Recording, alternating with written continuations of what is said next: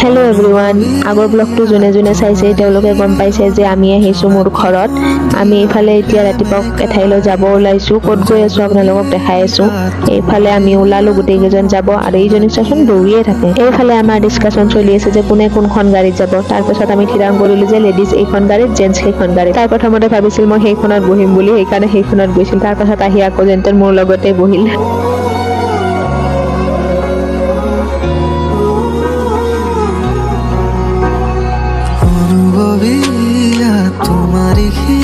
এইফালে তাইক চাওকচোন, ফুৰিব পালে আৰু একোৱে নালাগে মানে। আৰু তাই নাটক চাওক ক'ৰ কি কৰি থাকে মানে। আৰু মই হাঁহাৰ কাৰণে ঠেৰ বেছি হৈছে চাওকচোন কৰাটো। এনেকৈ আমি লাহে লাহে সেউজীয়াবোৰৰ মাজেৰে গৈ আছোঁ। 1 মিনিটৰ ব্লগ এটাত ইমানখিনি দেখুওৱা সহজ নহয়, সেইকাৰণে আপোনালোকে পিছৰটো ল'ব লাগিব। মানে আমি ক'ত গৈছোঁ, কিয় গৈছোঁ দেখাই আছোঁ। ভিডিঅ'টো ভাল পালে লাইক কৰিব। পিছৰটো ব্লগত আকৌ লগ পাম, তেতিয়ালৈ বাই বাই।